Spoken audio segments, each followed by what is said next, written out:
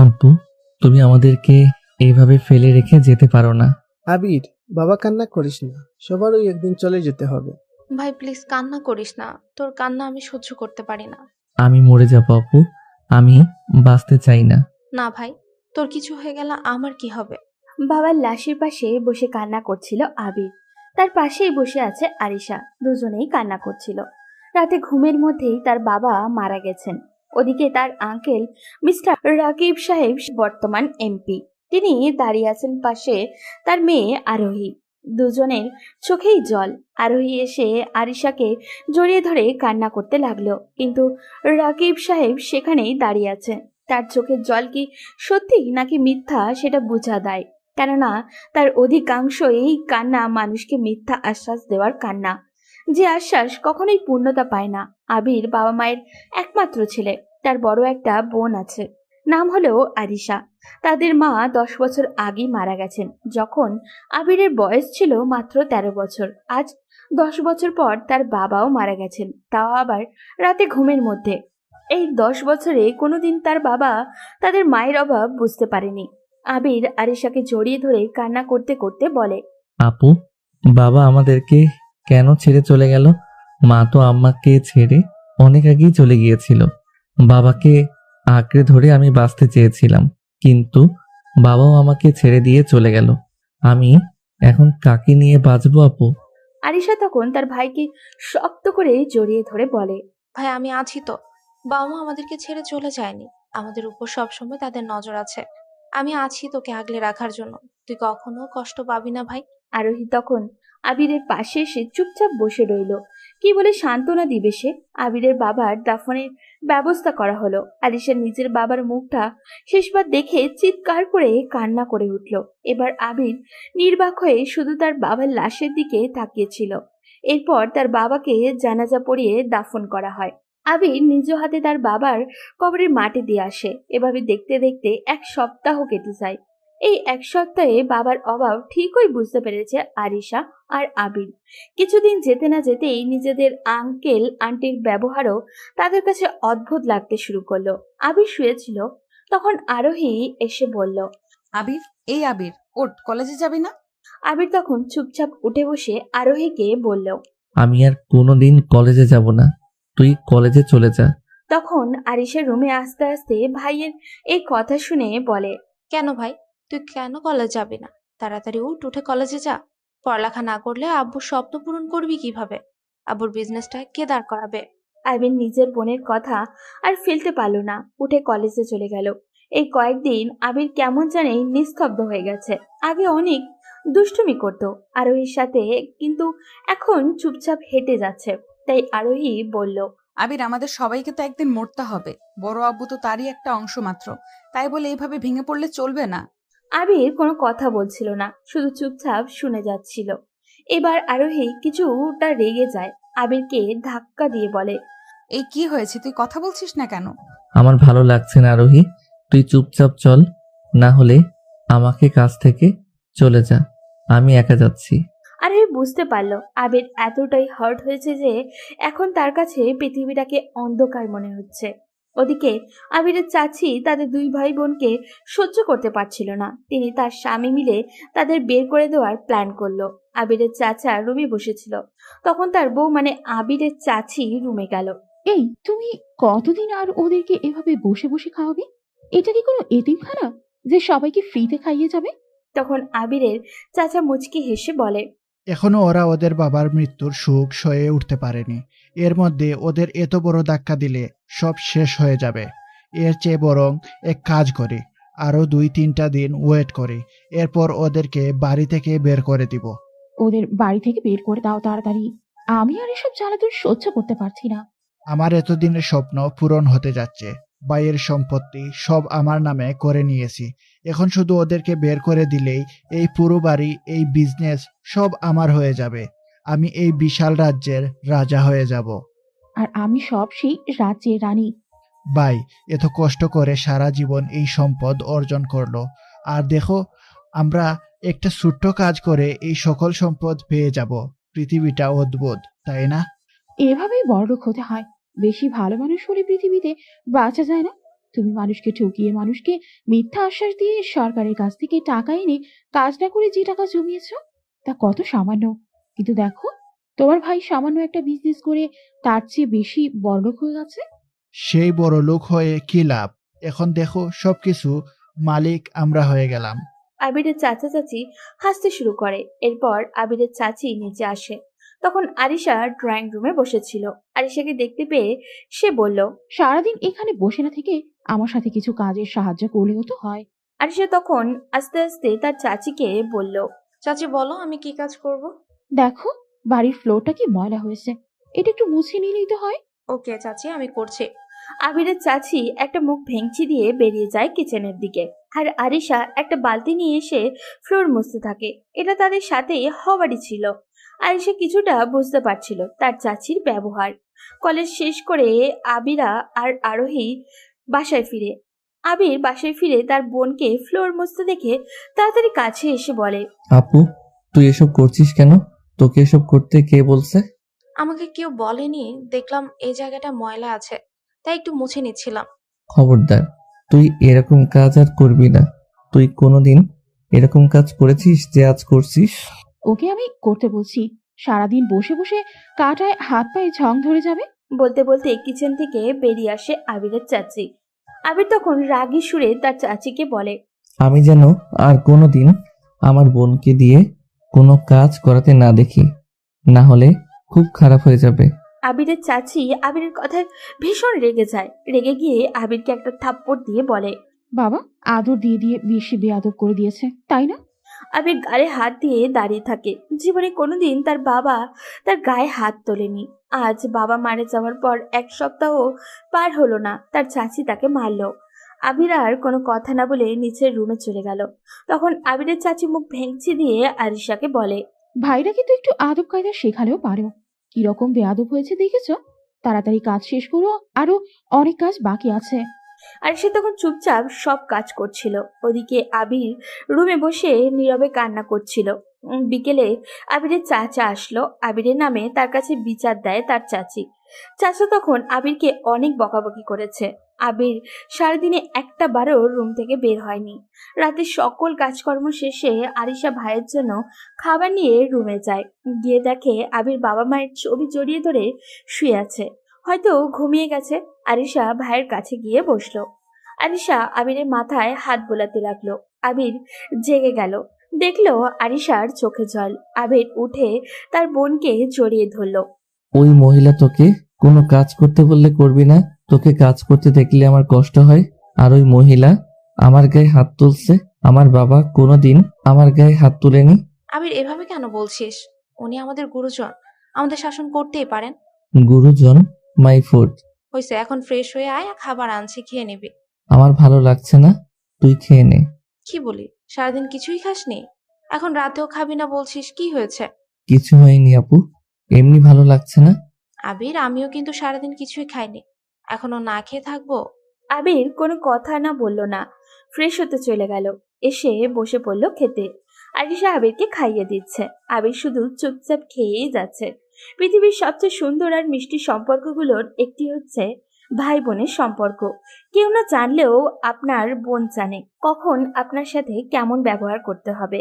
বোন মানে শত বিপদে পাশে থাকা, কষ্টগুলো ভাগ করে নেওয়া, ঠিক মায়ের মতো।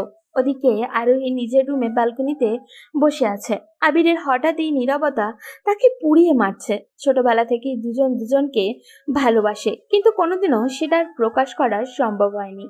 পরদিন সকালবেলা আবির যখন ব্রেকফাস্ট করার জন্য নিচে আসলো, তখন শুনতে পেল তার চাচি একটা সোনার হার আর তার চাচার অনেকগুলো টাকা চুরি হয়ে গেছে। আবিরের চাচি জোরে জোরে বলছে, সারা জীবন এই বাড়িতে কোনো চুরি ডাকাতি হয়নি, হঠাৎ করে কোন চোরের আগমন ঘটলো এই বাড়িতে? সবাই তখন পাগলের মতো সোনার হার আর টাকাগুলো খুঁজছিল। তখন আবিরের চাচি বলল, চলো আবির আর আরিশার রুমগুলো চেক করে আসি।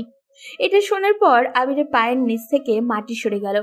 শেষ পর্যন্ত তার চাচি তাকে সন্দেহ করলো, তাও আবার চুরির মতো একটা জঘন্য একটা বিষয়ে। আরিশা ততক্ষণে সব বুঝে গিয়েছে, কিন্তু এখন আর তার হাতে কিছুই করার নেই। চাচি, তুমি কি বোঝাতে চাইছো? তুমি কি আমাদেরকে সন্দেহ করছো? এখানে সন্দেহের কি আছে? সবার রুম চেক করা হচ্ছে, তো তোদেরটাও হবে। তখন আরোহী পাশ থেকে তার মাকে বলে, আম্মু, তুমি কি সব আবোল তাবোল বলছো? ওরা কেন চুরি করবে? তুমি হয়তো তোমার হারটা ভুলে কোথাও রেখেছো। তুমি যদি ওদের রুম চেক করো তাহলে আমার রুমও চেক করতে হবে। আরে এখানে সন্দেহের কি আছে? যদি চুরি না করে থাকে তাহলে তো পাওয়া যাবে না, আর যদি চুরি করে তাহলে তো পাওয়া যাবে। এরপর সবাই মিলে প্রথমে আরোহীর রুমে চেক করতে গেল। আরোহীর রুম খুঁজে কিছুই পাওয়া গেল না।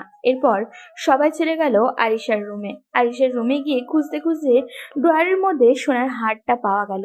তখন সবাই অবাক হয়ে আরিশার দিকে তাকালো। আরিশা কান্না করতে করতে বলে, চাচি বিশ্বাস করো, আমি তোমার এটা চুরি করিনি। ভাই তুই বিশ্বাস কর, আমি এটা চুরি করিনি। কি? তোকে বিশ্বাস করব? চুরি কথাকার! না জানি কত কিছু চুরি করে এখানে ভরে রেখেছিস।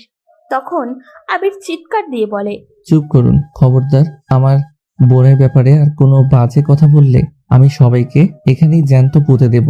বোন, আমি বিশ্বাস করি তুই এটা করতে পারিস না। চোরের মায়ের আবার বড় গলা। তাড়াতাড়ি আসো, ওর রুমটা চেক করি। না জানি কত টাকা চুরি করেছে। এরপর সবাই আবিরের রুমে চলে গেল। আবিরের রুমের বিছানার নিচে প্রায় 6 লক্ষ টাকা পাওয়া গেল। তখন আবিরের চাচা আবিরের কাছে এসে থাপ্পড় দিয়ে বলে, 2 দিন হলো না বাইয়া মারা গেছে, এর মধ্যে চুরি করা শিখে গেছিস? তুমি ওই চোর দুইটারে এইভাবে কেন বলছো? এখনই ওদেরকে এই বাড়ি থেকে বের করে দাও, না হলে দেখবে কোনো দিন বড় কিছু চুরি করে ফেলেছে দুইজন। তখন আরোহী তার মাকে বলল, আম্মু, তুমি এসব কি বলছো? ওরা কেনই বাড়ি থেকে বের হয়ে যাবে? আর তোমাদের কোথাও ভুল হচ্ছে, ওরা চুরি করতে পারে না। আরোহী, তুমি এসবের মধ্যে কথা বলো না। ওরা যে চোর তার প্রমাণ আমরা চোখের সামনেই দেখতে পাচ্ছি। এরপর আবিরের চাচি এসে আরিশার চুলের মুঠি ধরে ধাক্কা দিয়ে বলে, এই চোরের বাচ্চারা তাড়াতাড়ি এখান থেকে বেরিয়ে যা। এই বাড়িতে তোদের আর কোনো জায়গা নেই। বোনের সাথে এই রকম ব্যবহার দেখায় আবির রেগে যায়। রেগে গিয়ে তার চাচিকে মারার জন্য হাত তুলে। তখন আবিরের চাচা এসে তার হাত ধরে কয়েকটা থাপ্পড় দিয়ে দেয় আবিরের গালে। ভয়ঙ্কর কণ্ঠ নিয়ে আবিরকে বলে, তোরা দুজন এই বাড়ি থেকে বের হয়ে যা। তোদের এই বাড়িতে থাকার আর কোনো অধিকার নেই। তাড়াতাড়ি বেরিয়ে যা আমার বাড়ি থেকে। আবির তখন রেগে গিয়ে তার চাচাকে ধাক্কা মেরে বলে, এই বাড়িটা আমার বাবার। আমার বাবা অনেক কষ্ট করে এই বাড়িটা বানিয়েছে। আমরা কেন বের হয়ে যাব? যদি তোমাদের আমাদের সাথে থাকতে অসুবিধা হয় তাহলে তোমরা বেরিয়ে যাও। তখন আবিরের চাচা আবিরকে কয়েকটা লাথি দেয়। এটা দেখে আরিশা তাড়াতাড়ি এসে তার ভাইকে ধরে। তখন আবিরের চাচা চিৎকার করে বলে, তোর বাবার বাড়ি মানে? তোর বাবা তোদের বিজনেস বাড়ি সবকিছু আমার কাছে বিক্রি করে দিয়েছে। এখন এটা আমার বাড়ি। তোরা এই বাড়ি থেকে এখনই বেরিয়ে যা। অসম্ভব। আমার বাবা তোর মতো একটা জানোয়ারের কাছে আমাদের কিছুতেই বিক্রি করবে না। তখন তার চাচা নিজের রুমে গিয়ে একটা ফাইল এনে আবিরের মুখে ছুঁড়ে মারে। এটা পরে দেখ, তোর বাবা নিজে বিক্রি করে সাইন করে দিয়েছে। আবির ফাইলটা নিয়ে খুলে দেখলো এতে তার বাবার সাইন আছে। আবির কি করবে বুঝে উঠতে পারছিল না। তখন আরিশা এসে আবিরের হাত থেকে ফাইলটা নিয়ে দেখলো। সেও হতবাক হয়ে গেছে এটা দেখে। তখন তার কি করবে? সত্যি কি তাদের বাবা সব বিক্রি করে দিয়েছে, নাকি সব সাজানো প্ল্যান? এর মধ্যেই আবিরের চাচা এসে তাকে ধাক্কা দিয়ে বলে, কি হয়েছে চুরের বাচ্চারা? এখনো এখানে দাঁড়িয়ে কি দেখছিস? তাড়াতাড়ি আমার বাড়ি থেকে বেরিয়ে যা, আর এক মুহূর্ত এখানে দাঁড়ালে গাড় ধাক্কা দিয়ে বের করে দেব। আবির তখন রেগে এগিয়ে যাবে, তার আগেই আরিশা তখন আবিরকে ধরে বাড়ি থেকে বের হয়ে যায়। কিন্তু কোথায় যাবে তারা? তেমন কোনো আত্মীয় স্বজন নেই যারা তাদেরকে একটু আশ্রয় দিতে পারে। আবির তো প্রায় বেহুশি হয়ে যাচ্ছিল, কিন্তু আরিশা শক্ত হয়ে তার ভাইকে সান্ত্বনা দিতে থাকে। আরিশা ফোন বের করে তার বান্ধবী রিয়াকে কল করে। রিয়া আরিশার কল থেকে তাড়াতাড়ি ফোন করে ধরে বলে, আরে দোস্ত, তুই এতদিন পর কি মনে করে? দোস্ত, অনেক বড় একটা বিপদে পড়েছে, তুই প্লিজ আমাদেরকে একটু হেল্প কর। কি বলিস? তোরা বিপদে পড়েছিস মানে? কোথায় তোরা? দোস্ত, এখন একবার কলেজের এখানে আসতে পারবি? তুই 5 মিনিট ওয়েট কর, আমি এখনই আসছি। সঙ্গে সঙ্গে রিয়া তাদের গাড়ি নিয়ে বেরিয়ে পড়ে। কলেজের কাছে আসতেই আরিশা আর আবিরকে দেখতে পায়। আবির কোনো কথা বলছে না, শুধু চুপচাপ দাঁড়িয়েছিল। তখন আরিশা রিয়াকে সবকিছু বলে। রিয়া পুরো ঘটনা শুনে অবাকের চরম পর্যায়ে পৌঁছে যায়। ও মাই গড, তোদের সাথে এত কিছু হয়ে গেছে। এখন তোরা কি করবি? কিছু করার নেই দোস্ত, এভাবে রাস্তায় রাস্তায় ঘুরবো। বলিস কি দোস্ত? আমার বাসা তো ফাঁকা, আব্বু আম্মু সবাই লন্ডনে থাকে। আমি একা বাসায় আছি, তোরা আমার বাসায় আয়। না দোস্ত, আমরা গিয়ে তোকে ঝামেলায় ফেলতে চাই না। আরে কিসের ঝামেলা, চল তো। আর আমি থাকতে তুই রাস্তায় ঘুরবি? এটা হতেই পারে না। বলে রিয়া আরিশার কথা আবিরকে টানতে টানতে নিজের বাসায় নিয়ে আসে। ওদিকে আবির আর আরিশা বেরিয়ে যাওয়ায় আরোহী কান্না করতে থাকে। আরোহীর মা আরোহীর কাছে গিয়ে বিরক্ত হয়ে বলে, আরোহী, তুই কান্না করছিস কেন? এখন তুই হলি এই বিশাল সাম্রাজ্যের রাজকন্যা। তুই একাই এখানে রাজত্ব করবি। আমার এসব কিছুই লাগবে না। আমার আবিরকে আর আপুকে এনে দাও। তাদের ছাড়া আমি থাকতে পারবো না। কি বলে তোমার মেয়ে, শুনেছ? আমরা এত কষ্ট করে ওদেরকে বাড়ি থেকে বের করলাম, আর ও কিনা ওদেরকে আবার বাসায় আনার প্ল্যান করছে। আরোহীর বাবা আরোহীর দিকে অদ্ভুত চোখে তাকালো। আরোহী তখন চিৎকার করে বলল, এসব কিছু কি তাহলে তোমাদের প্ল্যান ছিল? তোমরা কি প্ল্যান করে ওদেরকে বাসা থেকে বের করে দিয়েছো? তখন আরোহীর মা তোতলাতে তোতলাতে বলল, কেন? আমরা ওদের কেন বের করে দেব? ওরা দোষ করেছে, তাই শাস্তি পেয়েছে। তার মানে কি আমি কোনো দিন এরকম কাজ করলে আমাকেও তোমরা বের করে দিবে? ওদের সাথে তোর তুলনা করছিস কেন? তুই আমাদের মেয়ে। ওরা কি তোমাদের ছেলেমেয়ের মতো না?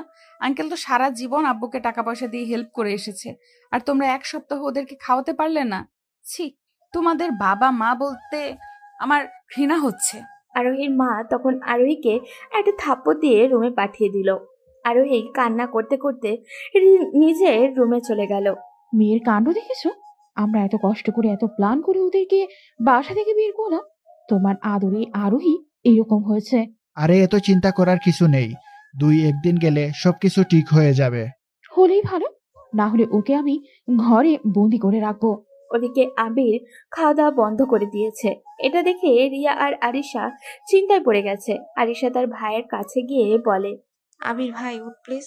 এমন করলে চলবে না, আমাদেরকে শক্ত হতে হবে। আমার সব শক্তি চলে গেছে আপু। আমার পক্ষে আর এই নশ্বর পৃথিবীতে বেঁচে থাকা সম্ভব নয়। আমি মরে যেতে চাই। আমি আর পারবো না এদের সাথে লড়াই করতে। ভাইয়ের কথায় কিছুটা ভয় পেয়ে যায় আরিশা। তাড়াতাড়ি গিয়ে আবিরকে জড়িয়ে ধরে বলে, আমার মনে হয় আঙ্কেল কোনো ফন্দি করে বাবার কাছ থেকে সব সম্পত্তি হাতে নিয়েছে। না হলে বাবা কখনোই ওই লোকটার কাছে আমাদের সকল সম্পত্তি বিক্রি করতো না, তাও আবার আমাদেরকে কাউকে না জানিয়ে। কিন্তু এখন তো তার হাতে বাড়ির এবং বিজনেসের সকল কাগজপত্র আছে। আমরা কিভাবে তার বিরুদ্ধে লড়বো? আর ও এখন এলাকার মন্ত্রী। আমি তো বলছি না তুই ওর সাথে লড়াই কর। তোকে নিজে কিছু করতে হবে। নিজেই নিজের বাবার স্বপ্ন পূরণ করতে হবে। ওই লোকটা থেকে অনেক বড় কিছু হয়ে দেখাতে হবে। আমি পারবো না আপু, আমার পক্ষে সম্ভব না। কেন পারবি না? তোকে পারতেই হবে। আমার জন্য হলেও পারতে হবে। আবির তখন আরিশাকে আরো শক্ত করে জড়িয়ে ধরে বলে, আমি কি পারবো আপু ওদের সাথে লড়াই করতে? কেন পারবি না ভাই? অবশ্যই পারবি। আমি লড়বো আপু। আমি ওদের থেকে অনেক বড় কিছু করে দেখাবো। অবশ্যই পারবি ভাই। ওদের থেকে অনেক বড় হবি তুই, দেখে নিস। ভাই বোনের এমন আবেগ ঘন মুহূর্ত দেখে রিয়াও আরিশা আর আবিরের কাছে এসে বলে, আবির, তুমি নতুন করে সবকিছু শুরু করো, আমরা তোমার সাথে আছি। তুমি যা করবে তাতেই আমরা তোমার পাশে থাকবো। একদিন তুমি ওদের থেকে অনেক বড় হবে। আবির তখন উঠে দাঁড়িয়ে বলে, আমার বোন আমার পাশে থাকলে আমি পৃথিবীর যে কোনো বাধা অতিক্রম করতে পারবো। আপু, তুই কোনোদিন আমাকে ভুল বুঝিস না। একদিন দেখবি ওই মিথ্যার দুয়ার থেকে সবকিছু ফিরিয়ে এনে তোর পায়ের সামনে ফেলবো। তুই শুধু আমার পাশে থাকিস। তুই যে কাজ করবি, তোর বোন তোর সাথে সবসময় থাকবে। তুই এগিয়ে যা ভাই, দোয়া করি তুই যেন সত্যের পথে সবসময় থাকিস।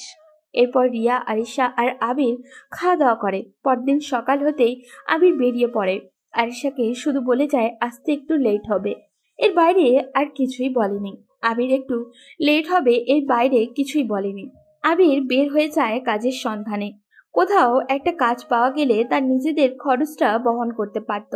কতদিন এভাবে রিয়ার টাকায় চলবে? সেও তো তার বাবা মায়ের টাকায় চলে। এর মধ্যেই তারা দুইজন। রিয়া হয়তো মানবতার খাতিরে কিছুই বলবে না, কিন্তু তাদের বিবেক বলে তো কিছু আছে নাকি? আবির সবেমাত্র অনার্স 2য় বর্ষে উঠেছে। এখন তার পক্ষে ভালো কোনো চাকরি পাওয়া সম্ভব নয়।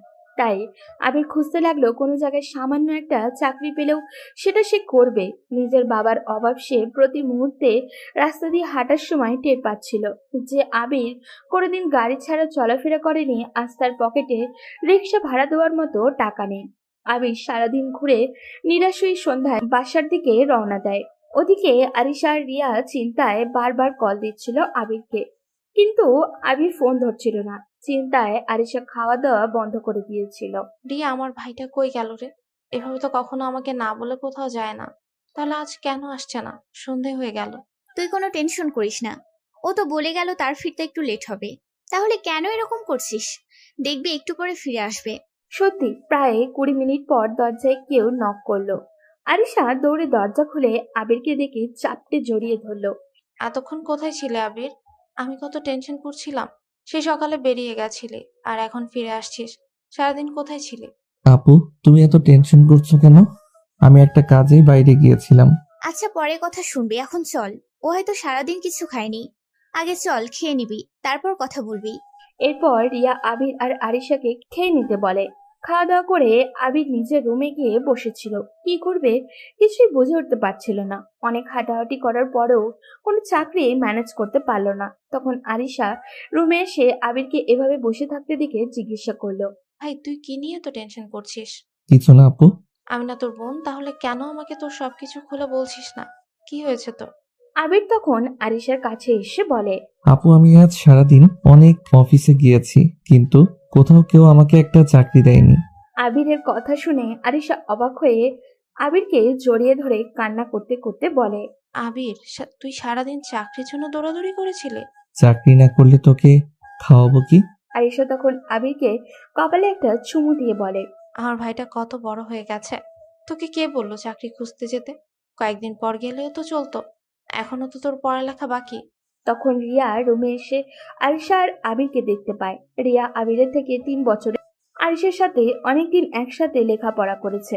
লেখাপড়ার সময় থেকে রিয়া আবিরকে ভালোবাসতো, কিন্তু কখনো বলা হয়নি, কেননা আবির তার থেকে জুনিয়র। ছেলের কথাবার্তা, স্টাইল আর চেহারা সবকিছুই মুগ্ধ করতো রিয়াকে। আবির এভাবে কষ্ট পেতে দেখে রিয়ার মনেও জ্বালা করছিল। সে আবিরের কাছে এসে বলে। আবির, তোমাকে কে বলেছে চাকরি খুঁজে যেতে? আমার বাসায় এসেছো, আমার কি টাকা পয়সার অভাব আছে? এভাবে সারাদিন না খেয়ে ঘুরে বেড়ালে কেন? তুমি সারা জীবন এখানে থাকলেও আমাদের কোনো অসুবিধা হবে না। আমি নিজে কিছু করতে চাই, নিজের পায়ে দাঁড়াতে চাই। আমি জানি আমরা 2 ভাই বোন সারা জীবন তোমার কাছে থাকলেও তুমি আমাদেরকে তাড়িয়ে দিবে না, কিন্তু এতে করে আমার নিজের কিছু করা হবে না। আমি নিজে কিছু করব, ওই লোকটাকে আমি নিজের হাতে শাস্তি দেব। আরিশা তখন আবিরের মাথায় হাত বুলিয়ে বলে। যা করবি খুব ভেবেচিন্তে করবি। আগে সবকিছু মানিয়ে নেয়, এরপর চাকরি করবি। এরপর আবির শুয়ে পড়ে। আরিশা আর রিয়াও বেরিয়ে যায়। ওদিকে আবিরের যাওয়ার পর থেকে ঠিকমতো খাওয়া দাওয়া করে না আরোহী। সারাদিন নিজ রুমে শুয়ে থাকে। ওদিকে সব দেখে রাগে জ্বলে মরছে আরোহীর মা। রাতের বেলা আরোহী আবিরের একটা ছবি নিয়ে ব্যালকনিতে দাঁড়িয়েছিল। আবির, তুই কি করে পারলি আমাকে এভাবে ছেড়ে যেতে? তোর কি একবারও মনে হয়নি আমার কথা? আর তোকে দোষ দিয়ে লাভ কি? সবকিছু হয়েছে আমারই বাবা মায়ের জন্য। তুই প্লিজ ফিরে আয় না আমার বুকে। তোকে ছাড়া প্রতিটা মুহূর্ত আমার নিঃস্ব লাগে। এরপর আরোহী ব্যালকনিতে দাঁড়িয়ে আকাশের দিকে কান্না করতে থাকে। ওদিকে রাতের বেলা শুয়ে ঘুম আসছিল না আবিরের। বারবার আরোহীর কথা চিন্তা করছিল। চোখ বন্ধ করলেই আরোহীর সেই দুষ্টু মিষ্টি হাসি মুখটা নিজের চোখের সামনেই ভেসে উঠছিল। তখন সে বিড়বিড় করে বলে উঠল। আরোহী, তোর কি আমার কথা মনে পড়ে? আমার কথা কি তুই ভাবিস? মনে হয় ভাবিস না। তুই তোর বাবা মায়ের মতো আমার কাছ থেকে সবকিছু কেড়ে নিয়েছিস। তোর বাবা যেরকম আমার কাছ থেকে আমার বাবার সকল সম্পত্তি কেড়ে নিয়েছে, ঠিক সেরকম ভাবেই তুই আমার কাছ থেকে আমার হৃদয়টা কেড়ে নিয়েছিস। আমার হৃদয়ের গহীনে তোকে যে জায়গা দিয়ে ফেলেছি, সেই জায়গা আর কেউ দখল করতে পারবে না। কিন্তু কি করব বল, তোকে ছাড়া থাকতে যে আমারও অনেক কষ্ট হয়। আমার যে ওই বাড়িতে আর কোনো অধিকার নেই। তোর বাবা আমার সবকিছু কেড়ে নিয়েছে, আমাকে নিঃস্ব করে দিয়েছে। আবির এসব ভাবছিল, তখনই মনে হলো আরোহী হয়তো তার বাবার সাথে পরিবর্তিত হয়ে গেছে। তাই সে হুঙ্কার দিয়ে বলল। না না, আমার সাথে ওই মেয়ের কোনো সম্পর্ক হতেই পারে না। ওর বাবা একটা গুন্ডা, একটা মিথ্যাবাদী। আমার বাবার মতো হাজারো গরিব মানুষের সম্পদ আত্মসাৎ করেছে। ওর সাথে আমার কোনো সম্পর্ক হতে পারে না। এইসব ভাবছিল আর সে কান্না করছিল। একসময় কান্না করতে করতে কখন যে ঘুমিয়ে গেছে খেয়ালই নেই। সকাল হতেই আরোহীর মা আরোহীকে টেনে নিচে নিয়ে এসে তার বাবার সামনে দাঁড় করায়। রাগী গলায় তার বাবাকে বলে, এই দেখো তোমার মেয়ের কাণ্ড। ওই ছেলে মেয়ের জন্য নিজে না রাখা ছেড়ে দিয়ে বসে আছে। আরোহীর বাবা তখন আরোহীর মাকে বলে, ওকে এভাবে টানছো কেন? বললাম না 2-1 দিন গেলে সবকিছু ঠিক হয়ে যাবে। আর আরোহী তো আমার মেয়ে, ও আমার কথাই শুনবে। কি বলিস মা? তুমি ভুল বললে বাবা, আমি তোমার কথা কখনোই শুনবো না। তুমি আগে আমার আবিরকে আর আপুকে এনে দাও, না হলে আমি কিছুই খাবো না। ওই ছেলেটার জন্য এত পাগল হয়ে গেছিস কেন? কি হয় ওই ছেলেটা তোর? আমি আবিরকে ভালোবাসি বাবা। কথাটা বলেই আরোহীর বাবা আরো কয়েকটা থাপ্পড় দিয়ে আরোহীর গালে। আরোহী তখন চিৎকার দিয়ে বলে, মারো মারো, মেরে ফেলো আমাকে, তবু আমি বলবো আমি আবিরকে ভালোবাসি আর বিয়ে করলে ওকেই করব। যতদিন না পর্যন্ত তোমরা ওদেরকে এই বাড়িতে নিয়ে আসবে ততদিন পর্যন্ত আমি কিছুই খাবো না। দরকার হয় আমাকে এখনই মেরে ফেলো। আরোহী, শেষবারের মতো বলছি, ওই ছেলেটাকে তুমি ভুলে যাও, না হলে তোমার জন্য গুর বিপদ অপেক্ষা করছে। আরোহীর মা তখন আরোহীর কাছে এসে বলে, দেখ মা, তুই যেটা বলছিস সেটা কোনোদিনও সম্ভব নয়। ওই ছেলেটাকে আমাদের পক্ষে মেনে নেওয়া কখনোই সম্ভব নয়। তাই ওকে তুই ভুলে যা। ওর থেকে অনেক ভালো ছেলে তুই পাবি। অনেক বড় বড় শিল্পপতির ছেলে তোর জন্য পাগল। ওদের সাথে তোর বিয়ে দেব। তোমরা শুধু দুজন জঘন্য বাবা মাই নও, তোমরা হচ্ছ লোভী, যারা শুধু টাকার কথা চিন্তা করো। টাকার কথা চিন্তা করে আমাকে শিল্পপতির ছেলের সাথে বিয়ে দিয়ে তোমাদের টাকার একটা রাস্তা বানাতে চাইছো। কিন্তু তোমরাও শুনে রাখো, আমি যদি বিয়ে করি তাহলে আবিরকেই করব। আবির ছাড়া এই পৃথিবীর কোনো ছেলেকে আমি বিয়ে করব না। দাঁড়া, তোর বিয়ে করার শখ আমি মেটাচ্ছি। আরোহীর মা আরোহীর গালে কয়েকটা থাপ্পড় দিয়ে দেয়। তখন আরোহীর বাবা তার মাকে আটকে বলে, এভাবে বললেও কথা শুনবে না। ওর সাথে ও যেরকম চায় সেই রকম কথা বলতে হবে। ওই যে ছেলেটা আছে, ওই ছেলেটাকেই আমি খুন করে দিব। তখন না থাকবে ওই আবির, আর না তোমার মেয়ে কোনো ঝামেলা করবে। আরোহী তার বাবার কথায় চিৎকার করে কান্না করে ওঠে। তুমি এটা কিছুতেই করতে পারো না বাবা। তোমাদের মনে কি একটু দয়া মায়া নেই? যার দয়ায় তোমরা এত দূর আসলে, তার সকল সম্পত্তি কেড়ে নিয়ে তার ছেলে মেয়েকে বাসা থেকে তাড়িয়ে দিয়ে তবুও তোমরা শান্ত হওনি। এখন তুমি ওদেরকে খুন করে সবকিছু শেষ করে দিতে চাইছো। এত জঘন্য মানুষের ঘরে আমি কিভাবে জন্ম নিলাম? আমার তো এই পরিবারের মেয়ে বলতে ঘৃণা হচ্ছে। আরোহীর বাবা তখন চিৎকার করে হাসতে হাসতে বলে, আমি এরকমই ভয়ঙ্কর। যদি তুই ওই আবিরকে বলে না যাস, তাহলে আমার আরো ভয়ঙ্কর রূপটা তুই দেখতে পাবি। তখন বুঝবি এই রাকিব চৌধুরী কি জিনিস। আরোহী তখন তার বাবার পায়ে ধরে বলে, বাবা, আমি তোমার পায়ে ধরছি, তুমি প্লিজ আবিরের কিছু করো না। ওকে ছাড়া আমি বাঁচতে পারবো না বাবা। ওর কিছু হলে আমি নিজেকে ক্ষমা করতে পারবো না। তুমি যা বলবে আমি তাই করব, তবু তুমি প্লিজ আবিরকে কিছু করো না। দেখছো আরোহীর মা, ওকে বুঝিয়ে কোনো লাভ হয়নি। যখনই আসল ডোজ দিলাম, দেখছো কিরকম সোজা হয়ে গেছে। আরোহীর বাবা মা তখন হাসতে থাকে নিজের মেয়ের অবস্থা দেখে। তুই যদি আমাদের কথা না শুনিস, তাহলে ওই ছেলেকে আমি খুন করব। এখন যা বলছি মনোযোগ দিয়ে শুন। ঠিক মতো খাওয়া দাওয়া করবি। আর আমি আমার এক শিল্পপতি বন্ধুর ছেলের সাথে তোর বিয়ে ঠিক করেছি। ওর সাথেই তোর বিয়ে হবে। আরোহীর বাবা হুঙ্কার দিয়ে হাসতে থাকে। ওদিকে আরোহী মনে মনে ঠিক করেই নিয়েছে, যেই দিন তাকে আবির আবির ব্যতীত অন্য কোনো ছেলের সাথে বিয়ে দেওয়া হবে, সেই দিনই সে আত্মহত্যা করবে। আরোহী তখন তার বাবার কথা মতো ব্রেকফাস্ট করে ওপরে চলে যায়। গিয়ে রুমে গিয়ে চিৎকার করে কান্না করতে থাকে। ওদিকে সকাল থেকেই আবিরের মাথায় নানান চিন্তা এসে ভর করছে। আবির কি করবে বুঝে উঠতে পারছিল না। চাকরির বদলে যদি ব্যবসা করতে চায় তাহলে তো অনেকটা টাকার পুঁজির প্রয়োজন, কিন্তু তার কাছে একটা কানা করিও নেই। তখন আরিশা আবিরের রুমে আসলো। কিরে ভাই, ব্রেকফাস্ট করবি না? তাড়াতাড়ি নিচে আয়, নাস্তা করবি। আপু, আমি আর চাকরি করব না, আমাকে ব্যবসা করতে হবে। তা তো খুব ভালো কথা, ব্যবসা শুরু কর। তার জন্য তো অনেক টাকা পুঁজির প্রয়োজন, কিন্তু আমাদের কাছে তো টাকা নেই। টাকার কথা আরিশার মাথায় ছিল না। টাকার কথা শুনে তার মুখটা মলিন হয়ে গেল। তার কাছেও কোনো টাকা নেই, তাহলে কিভাবে ব্যবসা শুরু করবে আবির? আরিশা নিজের গলায় হাত দিয়ে দেখলো তার বাবার দেওয়া বেশ দামি একটা চেইন আছে, যেটা বিক্রি করলে ভালো পরিমাণ টাকা পাওয়া যাবে, যা দিয়ে আবির ভালো মতোই ছোটখাটো একটা ব্যবসা শুরু করতে পারবে। তখন আরিশা আবিরকে সান্ত্বনা দিয়ে বলে, ভাই তুই কোনো চিন্তা করিস না, টাকার ব্যবস্থা হয়ে যাবে। তুই শুধু চিন্তা কর কি ব্যবসা করবি। কিন্তু তুই এত টাকা কিভাবে ম্যানেজ করবি? সেটা নিয়ে তোকে ভাবতে হবে না, তুই শুধু মনোযোগ দিয়ে ব্যবসা কর। এখন চল নিচে আয়, ব্রেকফাস্ট করবি। আবির আর কোনো কথা না বলে নিচে চলে গেল ব্রেকফাস্ট করতে। ব্রেকফাস্ট করে আবার উপরে আসলো। আরিশা তখন রিয়াকে ডেকে বলল, আজকে একবার বাইরে যেতে হবে দোস্ত। কেন, কি হয়েছে? আসলে দোস্ত একটু জুয়েলারি দোকানে যেতে হবে, আমার গলার চেনটা বিক্রি করে দিব। আমি ব্যবসা করতে চাইছি, কিন্তু ব্যবসা শুরু করতে হলে তো অনেক টাকার প্রয়োজন। তোর মাথা ঠিক আছে? তুই কি বলতে চাচ্ছিস? এটা আঙ্কেল তোকে কত শখ করে এনে দিয়েছিল, আর তুই সেটা বিক্রি করে দিবি? টাকা দরকার হলে আমি দিব। না দোস্ত, এটা হয় না। আর আবিরও তোর দেয়া টাকা নিবে না। এর চেয়ে ভালো চল এটা বিক্রি করে দিই। আচ্ছা, তুই যখন এটা বিক্রি করবি তাহলে আমার কাছে বিক্রি করে দে। এটার বিনিময়ে আমি তোকে টাকা দিয়ে দিচ্ছি। তুই যেদিন টাকা ফিরিয়ে দিবি সেদিন এটা ফেরত দিয়ে দিব। আরিশা গিয়ে রিয়াকে জড়িয়ে ধরে বলে, তুই সত্যি আমার বেস্ট ফ্রেন্ড রে। হইছে, আর ঢং করতে হবে না, এখন চল। এরপর রিয়া গিয়ে তার ড্রয়ার থেকে 5 লক্ষ টাকা এনে আরিশাকে দেয়। আরিশা তখন তার গলার চেনটা খুলে রিয়াকে দিতে গেলে রিয়া আটকে দেয়। এই, কি করছিস? তোর গলার চেনটা খুলছিস কেন? এটা তো তোর এখন। এটা আমার, কিন্তু এটা আমি আমার বান্ধবীকে দিয়েছি পরার জন্য। না না দোস্ত, এটা তুই কিনে নিয়েছিস, তুই নিয়ে যা। বললাম না তোর কাছে রাখ। কলেজ লাইফে মনে নেই তোর কত জিনিস এনে আমি দিনের পর দিন রাখছি? যেদিন আবির সব টাকা পরিশোধ করে দিবে সেদিন এটা তোর হয়ে যাবে। এর আগে তুই ফ্রেন্ড হিসেবে এটা তোর কাছে রাখ। আর তোর গলায় চেন না দেখলে আবির অনেক কষ্ট পাবে।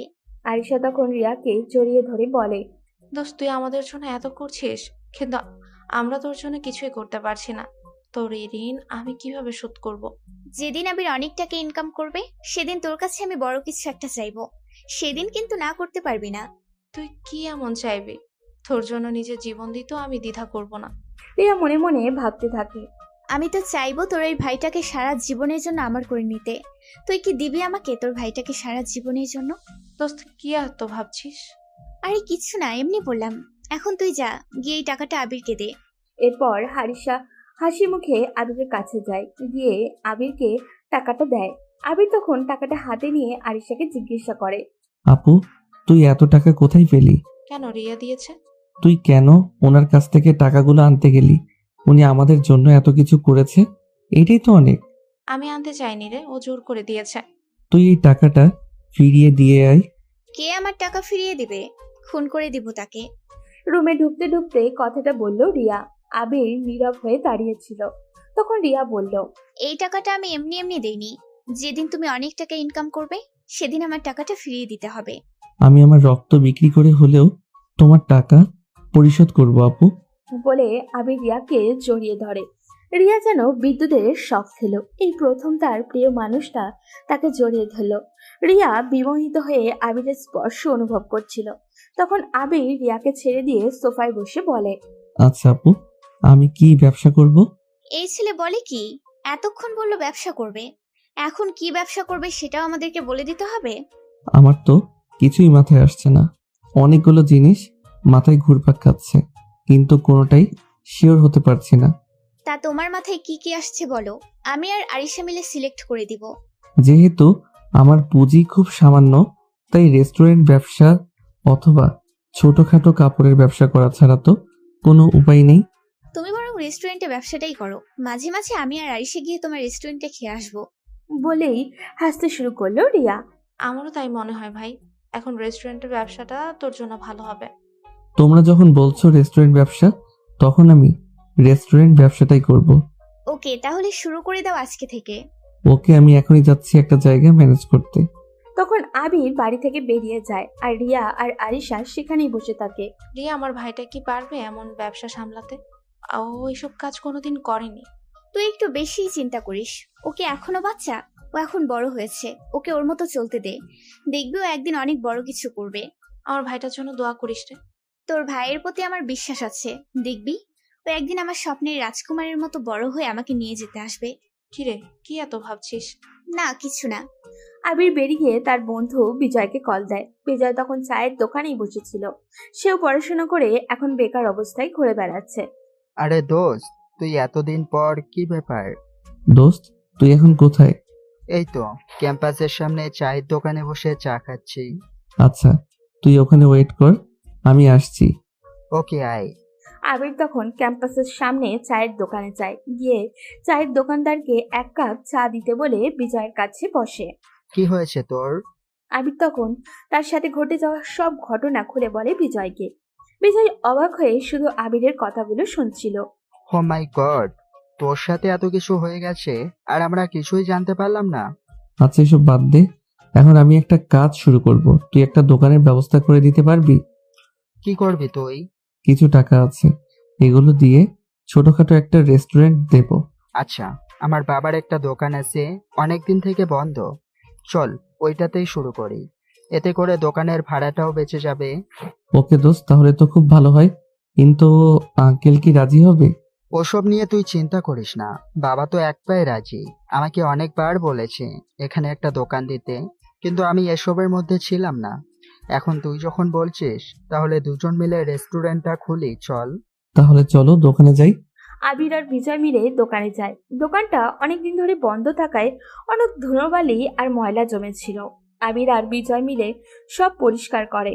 এরপর দোকানে কিছু প্লাস্টিকের চেয়ার আর প্রয়োজনীয় কিছু জিনিসপত্র কিনে সেট আপ করে নেয়। এরপর দুজনে বাজারে গিয়ে কাঁচা মাল সহ যা দরকার সব নিয়ে আসে। আস্তে আস্তে রাত প্রায় 10টা বেজে যায়। বাসায় এসে দরজায় নক করে। সে জানতো আরিশা তার জন্য অপেক্ষা করছে। নক করতেই আরিশা এসে দরজা খুলে দেয়। আবির সব কাঁচামাল নিয়ে বাড়িতে প্রবেশ করে। তুই এত রাত পর্যন্ত কোথায় ছিলে? বিজয় আছেন আমার বন্ধু, ওর বাবার একটা দোকান আছে, ওদের ওখানে স্টার্ট করলে দোকান ভাড়াটাও বেঁচে যাবে, তাই ওদের দোকানটা পরিষ্কার করে কাঁচামাল কিনতে গিয়েছিলাম। আস্তে আস্তে একটু দেরি হয়ে গেল। সারাদিনে কি কিছু খেয়েছিস? হ্যাঁ খেয়েছি, তুমি খেয়েছো?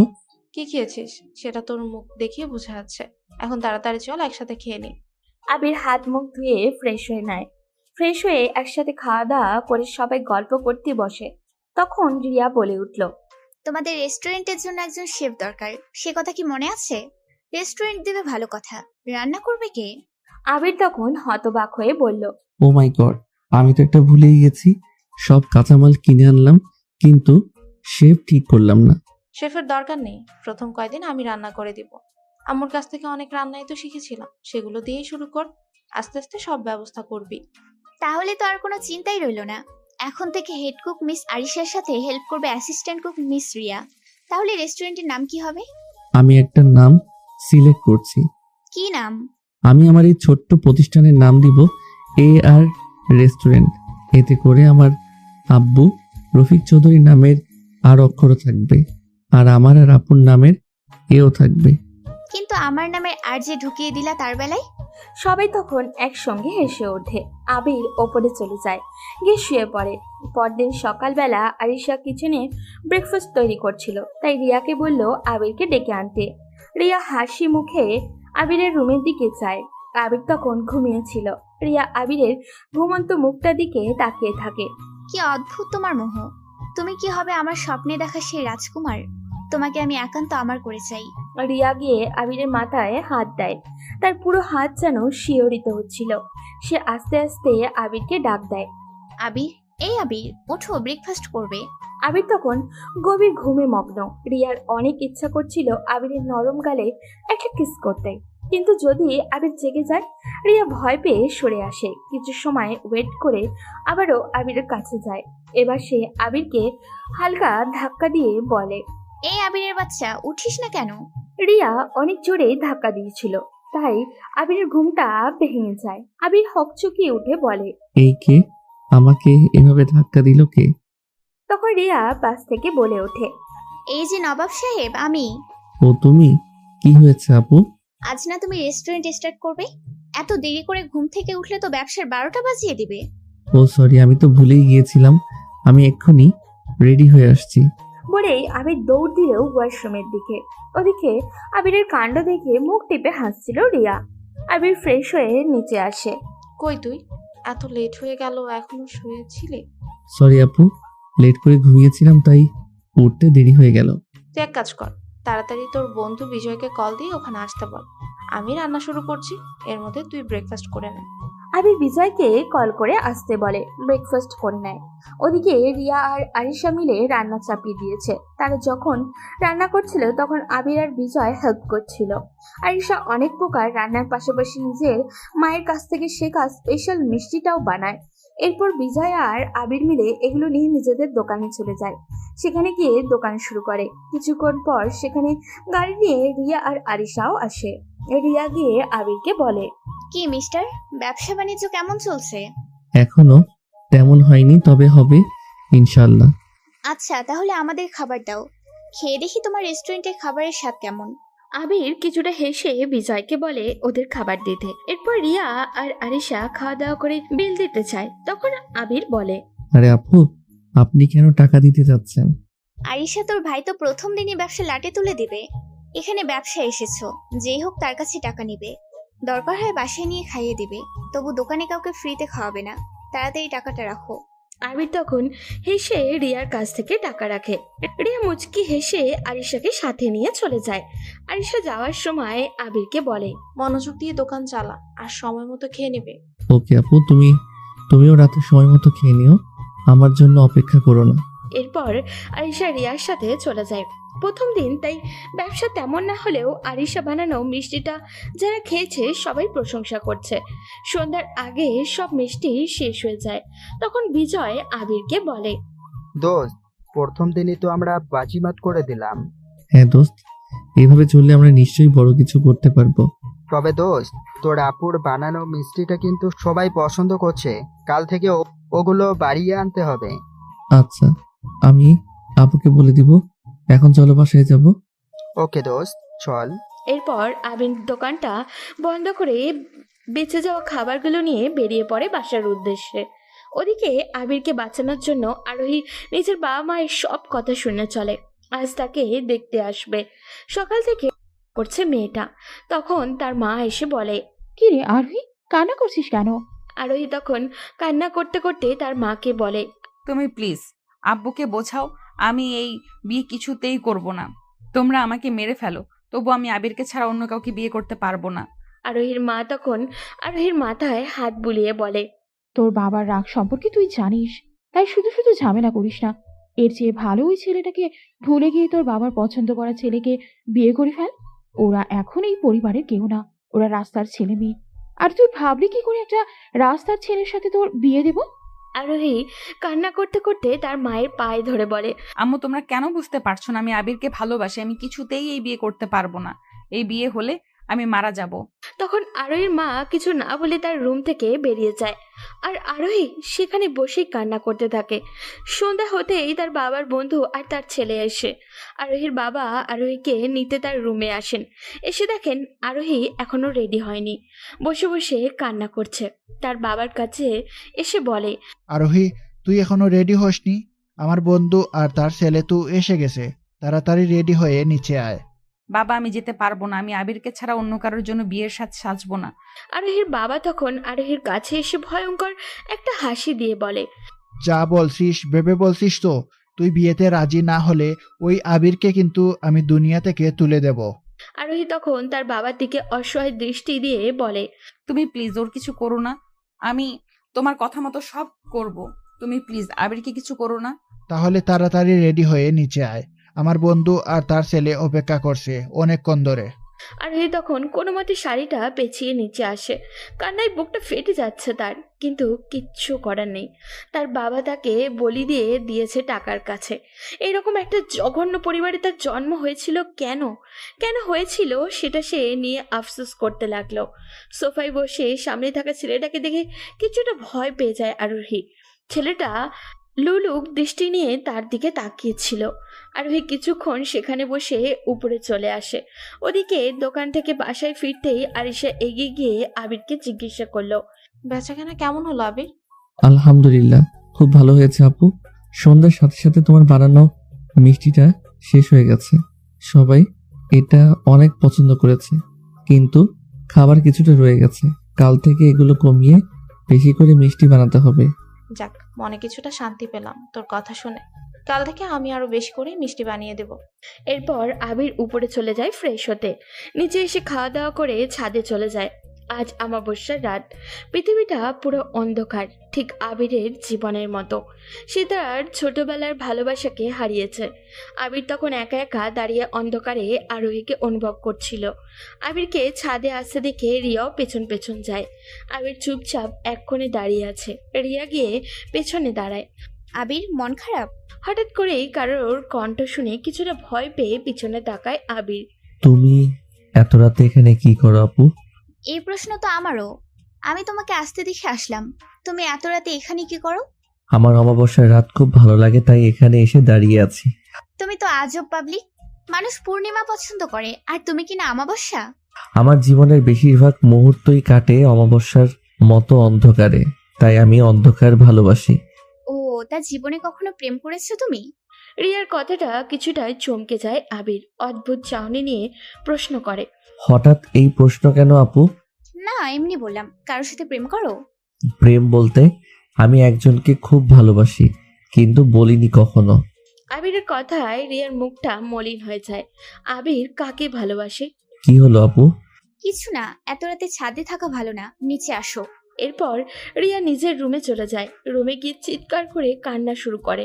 আবির, এটা তুমি কি করলে? তোমাকে আমি এত ভালোবাসলাম, আর তুমি অন্য একটা মেয়েকে ভালোবাসো? না, এটা কিছুতেই হতে পারে না। তোমাকে আমার হতেই হবে। এরপর রিয়া কান্না করতে করতে ঘুমিয়ে যায়। পরদিন সকালবেলা আরোহী উঠে ভার্সিটি যাওয়ার জন্য প্রস্তুত হচ্ছে। ওদিকে আবির আরিশার রান্না করা খাবারগুলো নিয়ে রেস্টুরেন্টে চলে যায়। কলেজ শেষ করে বাসায় ফিরছিল আরোহী। রাস্তা দিয়ে হাঁটার সময় প্রতি মুহূর্তে আবিরের অনুপস্থিতি টের পাচ্ছিল সে। রাস্তা দিয়ে আনমনে হাঁটছিল আর কান্না করছিল। দেখতে দেখতে আবিরের দোকানের সামনে চলে আসলো। এসে দোকানে আবিরকে বসে থাকতে দেখলো আরোহী। আরোহী দৌড়ে দোকানের ভিতরে গিয়ে আবিরকে জড়িয়ে ধরলো। এতদিন পর আরোহীকে কাছে পেয়ে আবিরও নিস্তব্ধ হয়ে গেছে। তবে তার এই রকম হলে চলবে না, তাকে শক্ত হতে হবে। আবির আরোহীকে ছাড়িয়ে নিয়ে বলল, ম্যাম বলুন, কিভাবে আপনাকে সাহায্য করতে পারি? কি খাবেন অর্ডার করুন। আরোহী আবিরের এমন অপরিচিত কথাবার্তায় আরো কষ্ট পায়। কান্না করে আবিরকে বলে, আবির, তুই এসব কি বলছিস? প্লিজ এইসব করিস না। তোকে ছাড়া আমার এক মুহূর্ত ভালো লাগে না। নিজেকে শেষ করে দিতে ইচ্ছে করে। দেখুন ম্যাম, আমি আপনাকে চিনি না। এটা একটা রেস্টুরেন্ট। যদি কিছু খেতে চান তাহলে গিয়ে অর্ডার করুন। এর বাইরে কোনো কথা বলবেন না। আবির, তোর এরকম ব্যবহারে আমার কষ্ট হচ্ছে। আমি কিন্তু সুইসাইড করব। তুই প্লিজ এরকম করিস না। আবির এবার কিছুটা রেগে যায়। আরোহীর কাছে গিয়ে বলে, এই মেয়ে, কতবার বলছি না কিছু খাবার হলে অর্ডার করো, নইলে এখান থেকে বেরিয়ে যাও। তোমার বাবা তো আমার সবকিছু কেড়ে নিয়ে নিঃস্ব করে দিয়েছে। এরপরেও কি তোমাদের শান্তি হয়নি? এখন কি আমার এই ছোট্ট দোকানটাতে ঝামেলা করতে এসেছো? আবির, তুই এটা কি বলছিস? আমি কখনোই চাইনি তোরা ওই বাড়ি থেকে বেরিয়ে আসিস, কিন্তু ওই দুইটা জঘন্য মানুষ টাকার লোভে সবকিছু ধ্বংস করে দিয়েছে। এখন আমার জীবনটাও শেষ করে দিতে চাইছে। তুই প্লিজ বল আপু কোথায়? আমি আপুর সাথে দেখা করতে চাই। আব্বু যেখানে থাকুক তাতে তোমার কি?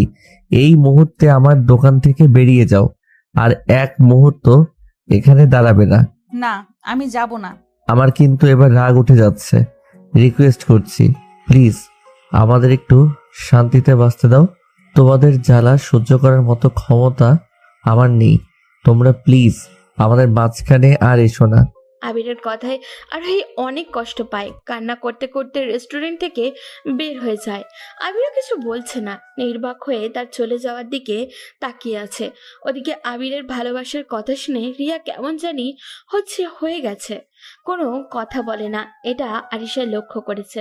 ওদিকে আরোহী কান্না করতে করতে বাসায় গিয়ে দেখতে পায় তার বাবা তার মাকে মারধর করছে।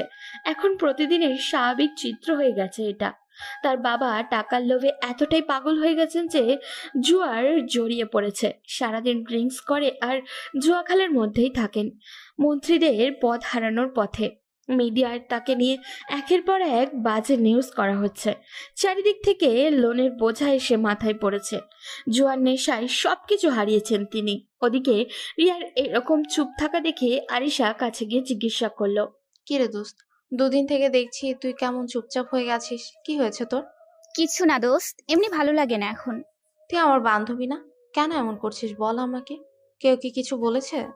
আরিশা, তোকে না বলেছিলাম আমি একদিন বড় কিছু একটা চাইবো, কিন্তু একটু আগেই চেয়ে নিচ্ছি, নইলে ওটা হারিয়ে যাবে। তুই কি চাইবি বল? আমার সাধ্যের মধ্যে থাকলে আমি জীবন দিয়ে হলেও সেটা দিয়ে দিব। সত্যিই তুই আমাকে দিবি? তুই একবার বলে দেখ। তোর ওই ভাইটাকে আমার চাই। তোর কথার আগামাথা কিছুই বুঝতে পারছি না। আমি আবিরকে ভালোবাসি, তুই প্লিজ না করিস না। আমি আবিরকে সারা জীবনের জন্য চাই। রিয়ার কথায় আরিশা কিছুটা অবাক হয়ে যায়। কি বলছে সে?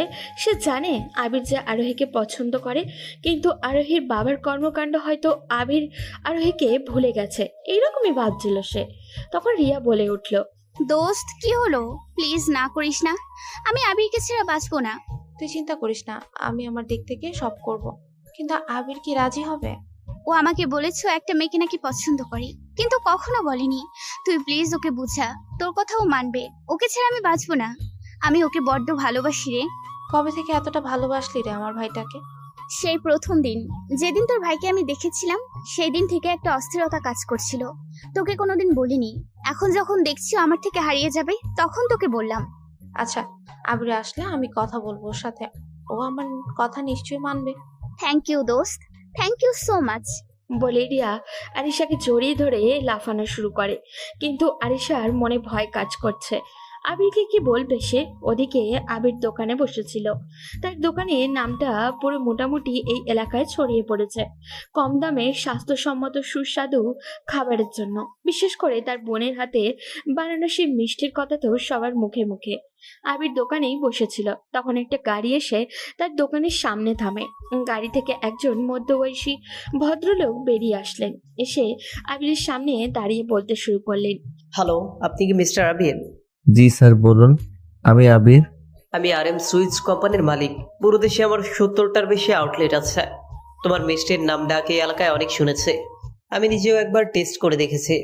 এখন কথা হচ্ছে তুমি আমার ছেলের বয়সী, তাই তুমি করেই বলছি, মাইন্ড করছো না তো? না না স্যার, এসব কি বলছেন? আপনি আমার এখানে পা রেখেছেন, এটাই আমার সৌভাগ্য। এমন বলতে নেই, শোনো যেটা বলছিলাম, যে কেউ বড় হতে গেলে তার পেছনে একটা সাপোর্ট প্রয়োজন হয়। তোমার মিষ্টির কোয়ালিটি অনেক ভালো, কিন্তু তোমার কোনো মার্কেট ভ্যালু নেই। আমি তোমার সেই সাপোর্ট হতে চাই। আমার মাধ্যমে তোমার এই প্রতিষ্ঠানকে আমি সবার মাঝে ছড়িয়ে দিতে চাই। স্যার, সেটা কি করে সম্ভব? দেখো বাবা, তোমার মতো তরুণ উদ্যোক্তা অনেক আছে, তবে তোমার যেহেতু সেই কোয়ালিটি আছে, তাই আমি চাই তুমি এখানে ব্যবসার পাশাপাশি আমাদের কোম্পানিতেও মিষ্টি দিবে।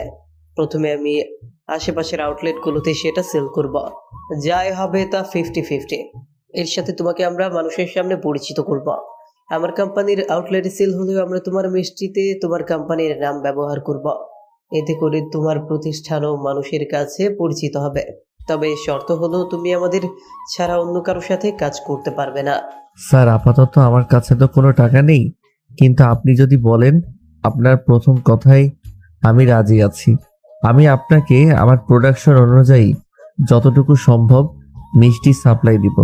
প্রথমেই তো বিশাল পরিমাণ দেওয়া সম্ভব না, কারণ ওই পরিমাণ লোকজন বা আর্থিক অবস্থাও আমার এই ছোট্ট প্রতিষ্ঠানে নেই।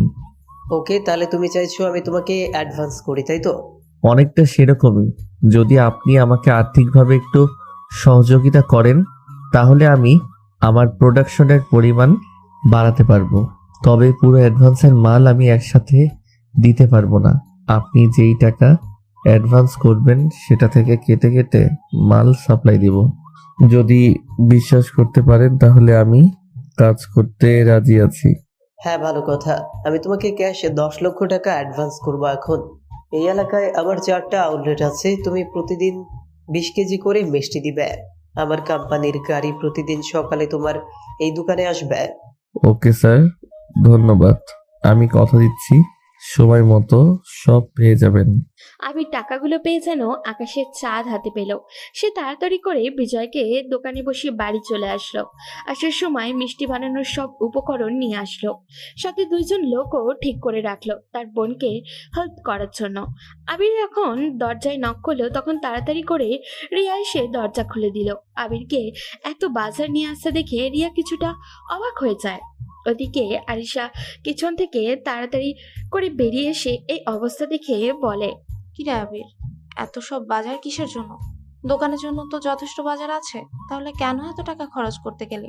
আবির দৌড়ে গিয়ে তার আপুকে জড়িয়ে ধরে বলে, আপু, এসব দিয়ে আর হবে না। আমি অনেক বড় একটা অর্ডার পেয়েছি। আজ একজন লোক এসেছিলেন, ওনার অনেক বড় কোম্পানি আছে। উনি বলেছেন যদি ওনার সাথে কাজ করি তাহলে আমাদের মিষ্টির নাম ডাক পুরো শহরে ছড়িয়ে পড়বে। ওনার সাথে ডিল হয়েছে, উনি অ্যাডভান্স 10 লাখ টাকা দিয়ে গেছেন। কাল থেকে তোমাকে আরো পরিশ্রম করতে হবে। আর তোমার হেল্প করার জন্য 2জন লোক আমি ঠিক করে দিয়েছি, তারা কাল সকাল সকাল চলে আসবে। তুই কি সত্যি বলছিস আবির? হ্যাঁ, সত্যি। এই নে তোর টাকাগুলো। বলেই আবির 10 লক্ষ টাকা এগিয়ে দেয় আরিশার দিকে। আরিশা টাকাগুলো হাতে নিয়ে কান্নায় ভেঙে পড়ে। আবিরকে জড়িয়ে ধরে কান্না করতে করতে রিয়াকে বলে, দেখেছিস রিয়া, আমার ভাইটা কত বড় হয়ে গেছে। এখন সে 10 লক্ষ টাকা ইনকাম করতে পারে। তা তো দেখছি। শুধু আপুকে জড়িয়ে ধরছে, আমি তো কেউ না। আবির এসে রিয়াকে জড়িয়ে ধরে বলে, আপু, তুমি না থাকলে তো এসব কিছুই সম্ভব হতো না। থ্যাংক ইউ সো মাচ আপু। ওদিকে আবিরকে জড়িয়ে ধরে আরিশা চোখ টিপ দিল রিয়া। আরিশা বুঝতে পারলো রিয়া ইচ্ছে করেই এইসব বলেছে যাতে আবির তাকে জড়িয়ে ধরে। আরিশা মুচকি হেসে সবকিছু ঠিকঠাক করে রেখে দেয়। এরপর খাওয়া দাওয়া করে নিজেদের রুমে গিয়ে বসে আবির একা বসে বসে আরোহীর কথাই চিন্তা করছিল। সত্যি কি মেয়েটা সুইসাইড করবে? ও সুইসাইড করলে তো আমি বাঁচবো না। কিরে ভাই, কি করিস? কিছু না আপু, এমনি বসে আছি। তোর সাথে আমার কিছু কথা ছিল। কি কথা বলো? আগে বল, আমি যেটা বলবো তুই সেটা মানবি। আমি কি কখনো তোর কথার অবদ্ধতা করেছি যে আজ করব? তাহলে শোন, তোকে রিয়াকে বিয়ে করতে হবে। হোয়াট? কি বলতে চাইছিস তুই? তোর মাথা ঠিক আছে? যেটা শুনেছিস সেটাই। রিয়া তোকে অনেক ভালোবাসে, আর ওকে তুই বিয়ে করবি। কিন্তু এটা কি করে সম্ভব? তুই জানিস না আমি আরোহীকে ভালোবাসি। আরোহীর বাবার এমন কর্মকাণ্ডের পরেও তুই আরোহীকে ভালোবাসিস? আর রিয়া আমাদের জন্য কত কিছু করলো। সে কাল কান্না করতে করতে আমার কাছে একটা জিনিস চাইছিল। সেটা কি জানিস? সে তোকে চাইলো। আমি কি করে ওকে না করব বল? আবির বিশাল এক দুনিয়ায় পড়ে গেল। কি করবে সে? একদিকে আরোহীর পাগলামি আর অন্যদিকে তাদের এত বড় হেল্প করা একজন মানুষ। আবির মাথায় হাত দিয়ে বসে পড়ে। কি হলো ভাই, কিছু বলছিস না যে? আচ্ছা আপু, আমি তোমাকে ভেবে জানাবো। এখন আমাকে একটু একা থাকতে দাও প্লিজ। এত তাড়াহুড়ো করার কিছু নেই। রিয়ার বাবা মা এখনো লন্ডনে আছে, তার আসতে এখনো 7-8 মাস বাকি। এই 7-8 মাস তুই ভেবে নে কি করবি। কিন্তু রিয়া আমাদের এত বড় একটা হেল্প করেছে, শুধু এই কথাটাই মাথায় রাখিস। বলেই আরিশা চলে গেল আর আবির সেখানে বসে রইল। কি করবে সে? পরদিন সকালেই গভীর মনোযোগ দিয়ে কাজ শুরু করলো আরিশা। তার সাথে একজন হেল্প করার জন্য লোক এসেছে। দুজন মিলে প্রায় 30 কেজি মিষ্টি বানানো। সবগুলো নিয়ে আবির দোকানে গিয়ে গেল। সেখানে গিয়ে দেখলো ওই কোম্পানির লোকটা এসে গেছে। তাকে 20 কেজি মিষ্টি দিয়ে 10 কেজি নিজে বিক্রি করার জন্য রাখলো।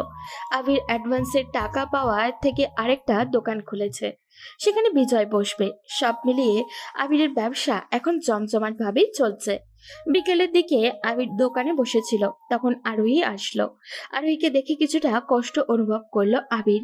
আরোহী কেমন জানি কালো হয়ে গেছে, চোখের উপরে কালো দাগ পড়েছে। আরোহী চুপচাপ আবিরের কাছে এসে বলল, আবির প্লিজ এরকম করিস না। তোকে ছাড়া আমি বাঁচতে পারছি না, আমি মরে যাব আবির। আরোহী প্লিজ, আমি তোমার পায়ে ধরছি, প্লিজ ওখান থেকে চলে যাও। আমাকে স্বাধীনভাবে চলতে দাও। তুমি তোমার বাবার বিশাল সাম্রাজ্যে আরামায়েশে থাকো। তুই এটা কি করে ভাবলি?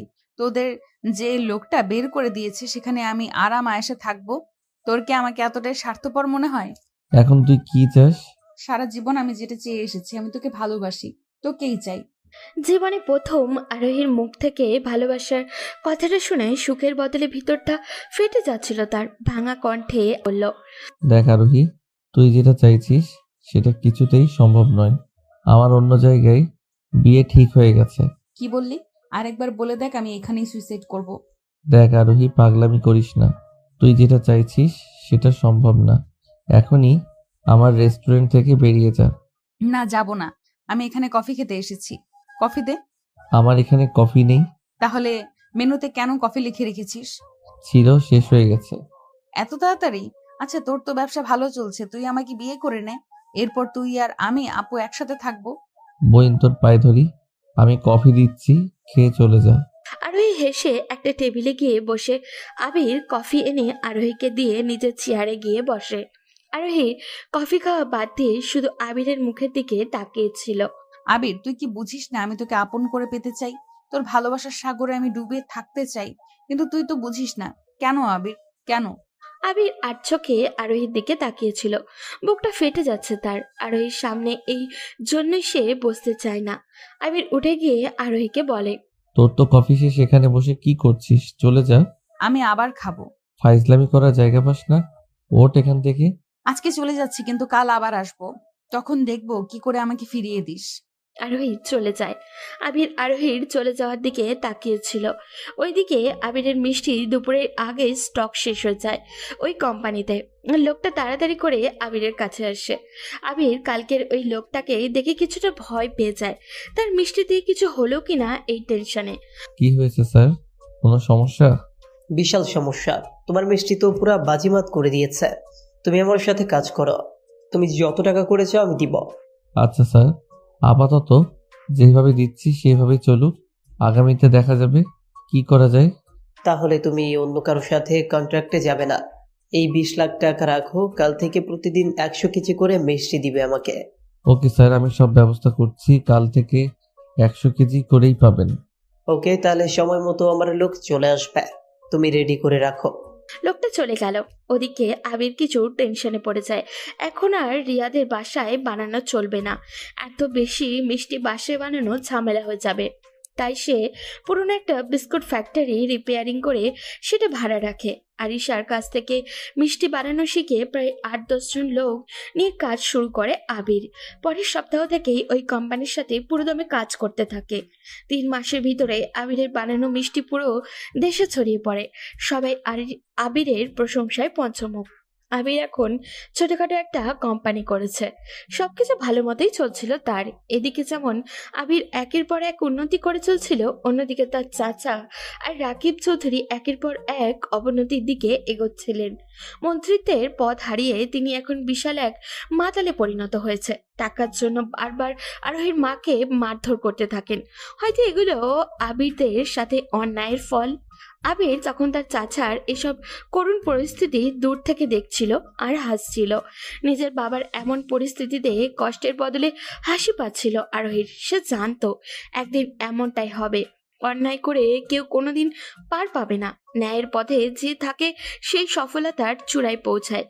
ব্যাংক লোনের কারণে বারবার চাপ দেওয়া হচ্ছিল রাকিব চৌধুরীকে, কিন্তু কিছুতেই তা পরিশোধ করতে পারছিলেন না সে। এরপর ব্যাংক সবকিছু নিলামে তোলে, সিদ্ধান্ত নেয়। আবির সেই সুযোগেরই অপেক্ষায় ছিল শুধু। সে জানতো কয়েক মাস যেতে না যেতেই এই কাজ হবে। তাই আবির লাস্ট 10 মাসের ইনকাম সহ কিছু টাকা ঋণ করে একটা বিশাল অ্যামাউন্ট রেডি করে রেখেছিল। এর সাথে সবসময় খবর নিত, যখনই নিলাম হবে সাথে সাথে যেন সে কিনতে পারে। নিজের বাবার সম্পত্তি আবার নিজের করে পেতে সে দিন রাত খাটছিল। একদিকে যেমন এই কোম্পানিতে মিষ্টি দিচ্ছিল, ঠিক তেমনই নিজের কোম্পানি থেকেও ভালো সেল করছিল। বেশ কয়েকটা আউটলেটও হয়েছে বিভিন্ন শহরে, যাতে করে বিজয় আর তার খুব ভালো একটা অবস্থান তৈরি হয়ে যায় বাজারে। বিজয়ের বাবা মাও নিজের ছেলের এমন উন্নতির পেছনে কারিগর আবিরকেই ধন্যবাদ দিতে ভুল করেনি। ওদিকে রিয়ার মা বাবাও দেশে আসছেন। আবির একদিকে যেমন নিজের বাবার সকল সম্পত্তি ফিরে পাওয়ার আনন্দে আত্মহারা ছিল, অন্যদিকে আরোহীকে হারিয়ে ফেলার ভয়েও ভীত ছিল। ভয়ঙ্কর এক দুর্ঘটনায় পড়েছে সে। দুই দিক থেকে দুই মুখ, কোনো দিকে গেলেই সে কুল পাবে না। একদিকে যেমন তার ছোটবেলার ভালোবাসা আর তার স্বপ্ন, অন্যদিকে এমন একজন মানুষ যার কারণে আজ সে এই অবস্থানে, যার সহযোগিতায় আবির আর বেঁচে আছে। তার বোন নিরাপদ একটা ঠিকানা পেয়েছে। আবির কি করবে বুঝতে পারছিল না। 2 সপ্তাহ পরেই তার বাবার সকল সম্পত্তি ব্যাংক নিলামে তুলবে। রাকিব চৌধুরী কি করবেন কিছু বুঝে উঠতে পারছিলেন না।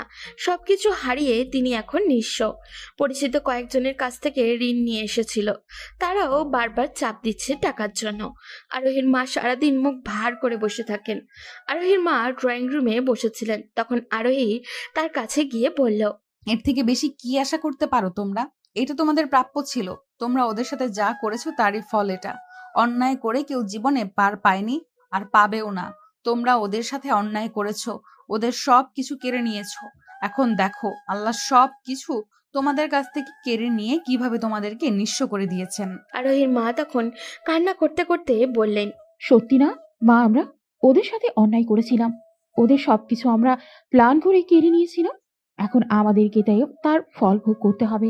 তুই আমাদেরকে প্লিজ ক্ষমা করে দিস। আমি কিভাবে ক্ষমা করব? তোমরা যাদের সাথে অন্যায় করেছো তাদের কাছে ক্ষমা চাও। তোমাদের শাস্তি হওয়া দরকার। দিনের পর দিন তোমরা অন্যের সম্পদের উপর ভোগ বিলাসিতা করে এসেছো, কিন্তু দেখো আজ বাবাই তোমার গায়ে হাত তুলেছেন, তোমাকে মারধর করেছেন টাকার জন্য। এতদিন টাকার উপর তোমরা ঘুমিয়েছো, সবাইকে দূরে ঠেলে দিয়েছো। আজ সেই টাকাই তোমাদেরকে পথে বসিয়ে দিয়েছে। প্রস্তুত হও আরো ধ্বংসের জন্য। এখানেই শেষ নয়, তোমাদের জন্য আরো করুণ পরিস্থিতি অপেক্ষা করছে। আমাদের পাপের প্রায়শ্চিত্তর কোনো উপায় কি নেই? নিজে নিজে খুঁজে নাও। বলেই আরোহী তার রুমে চলে যায়। ওদিকে রাকিব চৌধুরী নিজের বন্ধু আরিফ সাহেবের কাছে যায়। আরিফ সাহেব এক শর্তে টাকা দিতে রাজি হন। যদি আরোহীকে তার ছেলের সাথে বিয়ে দেন তাহলে তিনি টাকা দিবেন। আরিফ সাহেব ছেলে রিফাত একজন মাদক সেবনকারী, সারাদিন ড্রিঙ্কস করে মাতাল হয়ে পড়ে থাকে। কত মেয়ের সাথে সে রাত কাটায় তার হিসাব নেই। এইরকম একটা জঘন্য ছেলের সাথে নিজের মেয়ের বিয়ে দিতেও দ্বিধা করেননি রাকিব চৌধুরী। তিনি সাহস করে তার বন্ধুকে বলেন, তুই বিয়ের ব্যবস্থা কর, আগামী পরশু তোর ছেলের সাথে আমার মেয়ের বিয়ে দিব। সত্যি বলছিস দোস্ত? তুই বিয়ে দিতে রাজি? তুই আমাকে সময় মতো টাকা দিলে আমার বিয়ে দিতে কোনো অসুবিধা নেই। তুই কোনো চিন্তা করিস না, তোকে সময় মতো টাকা দেওয়া হবে। ওকে, তাহলে তুই রিফাতকে রেডি থাকতে বলিস, আগামী পরশু ওদের বিয়ে। ওদিকে রিয়ার বাবা মাও দেশে ফিরে আবিরের চারিত্রিক মাধুর্যতা দেখে নিজের মেয়ের সাথে বিয়ে দিতে কোনো আপত্তি করেননি। কাকতালীয়ভাবে সেদিন আবির আর রিয়ার বিয়ে ঠিক করা হয়। আবির শুধু নীরব হয়ে তার বোনের মুখের দিকে তাকিয়ে আর রিয়ার প্রতি কৃতজ্ঞতা জানাতে বিয়েটা করতে রাজি হয়ে যায়। কিন্তু বিয়ে ঠিক হওয়ার পর থেকেই আবির চোখ বন্ধ করলেই আরোহীকে দেখতে পায়। আরোহীর দুষ্টুমিগুলো সে খুব মিস করে। হয়তো আরোহী তার থেকে অনেক দূরে চলে যাবে, আরোহীকে আর কোনোদিন সে নিজের করে পাবে না। তবে আরোহীর প্রতি তার গোপন ভালোবাসা অন্তরের গভীরে সব সময় থাকবে। আবির শাওয়ার নিয়ে বের হচ্ছিল একটা টাওয়াল জড়িয়ে, কিন্তু বেরিয়ে তো সে শক খেলো, কারণ তার বিছানায় বসে তার ফোন টিপছিল রিহা। আবিরকে এই অবস্থায় দেখে রিয়ার মধ্যে কোনো পরিবর্তন আসলো না। সে যেরকম বসেছিল ঠিক সেই রকম ভাবেই বসে রইল। আবির যখন ড্রয়ার খুলে নিজের ট্রাউজার আর টি শার্টটা নিয়ে আবারও দৌড় দিতে যাবে, তখনই তার গায়ে কারো স্পর্শ অনুভব করে। আবির কিছুটা শিহরিত হয়ে পেছনে ঘোরে। রিয়া তখন আবিরের গায়ে হাত দিয়ে দাঁড়িয়েছিল। আবির তোতলাতে তোতলাতে বলল, আপু, তুমি এখানে? কেন, কি হয়েছে? ভয় করছে? না, ভয় করবে কেন? আসলে আমি চেঞ্জ করব। তো করো, কে মানা করেছে? এর মানে কি? পাগল হয়ে গেছো? আমি কেন তোমার সামনে চেঞ্জ করব? রিয়া তখন আবিরের সামনে তার ফোনটা ধরে আরোহীর একটা ছবি দেখিয়ে রাগী গলায় বলে, মেয়েটাকে? রিয়ার কথায় আবির কিছুটা ভয় পেয়ে যায়। আবির অপরাধী স্বরে বলে, ও আরোহী? ওহো, তাহলে এই আরোহী। মেয়েটা খুব সুন্দর, তবে তোমার যোগ্য না। এই পৃথিবীতে কেউ তোমার যোগ্য হলে সেটা আমি। ভালো করে সেটা মাথায় ঢুকিয়ে নাও মিস্টার আবির। তুমি আরোহীকে চিনো? যাকে বিয়ে করতে যাচ্ছি তার ব্যাপারে একটু না জানলে কি চলে? আমাকে আরিশা সব বলেছে। ভালোই ভালোই বলছি, সব ভুলে যাও, না হলে কান্না করতে হবে। দেখো আপু, আমার পক্ষে আরোহীকে ভুলে যাওয়া সম্ভব নয়। ভুলতে না পারলে আমি মাথা ফাটিয়ে ভুলিয়ে দেব। আর তো মাত্র একটা দিন, এরপর সব হিসাব নিব। এখন চুপচাপ চেঞ্জ করে নিচে আসো। বলেই রিয়া আবিরের বুকে একটা চুমু দিয়ে নিজেই লজ্জা পেয়ে চলে যায়। আর আবির রোবটের মতো সেখানেই দাঁড়িয়ে থাকে। কি করলো মেয়েটা? আবির যখন চেঞ্জ করে নিচে আসলো তখন আরিশা বলল, আবির, আজকে তোর কোনো কাজ আছে? আজকে বিকালে আমার জীবনের সবচেয়ে বড় কাজটা করব। এর মানে কি ভাই? সেটা না হয় বিকালেই দেখতে পাবে। ও, আজকে বিকেলে রিয়া আর তোর বিয়ের জন্য শপিং করতে যাওয়ার কথা ছিল। তো তোমরা চলে যাও। এর মানে কি? তোর কি কোনো পছন্দ অপছন্দ নেই? আমরা কিভাবে তোর জামা কাপড় কিনবো? আমার আপু আমার জন্য যেটা কিনবে সেটাই বেস্ট হবে। তোমার যা ভালো মনে হয় সেটাই কিনবে। বলে আবির বেরিয়ে চলে গেল। আর এম সুইটস কোম্পানির অফিসে আবিরকে বেশ ভদ্রতার সাথেই বসের রুমে নিয়ে যাওয়া হয়। আবিরকে দেখে সেখানকার মালিক এগিয়ে আসেন। আরে আবির সাহেব যে, আমার এখানে কি মনে করে? আপনার সাথে একটু কথা আছে। তোমার সব কথা শুনবো, আগে বলো চা না কফি? চা হলেই ভালো হয়। ওকে, অর্ডার করে দিচ্ছি। এখন বলো কি বলতে এসেছ? আপনি একসাথে আমার কাছ থেকে কত মিষ্টি নিতে পারবেন? তুমি যা দিতে পারবে। ওকে, আমার আজকে বিকালের মধ্যে 4 কোটি টাকা দরকার। আমার যতগুলো ফ্যাক্টরি আছে সবগুলিতে বলে দিব আগামী 1 মাস শুধু আপনার কোম্পানির জন্য মিষ্টি বানাতে। 1 মাস আমি দরকার হয় আমার নিজের সব ব্যবসা বন্ধ রাখবো, কিন্তু শর্ত হলো আপনি আমাকে আজকে বিকালের মধ্যে 4 কোটি টাকা দিবেন। টাকাটা আমার ভীষণ প্রয়োজন।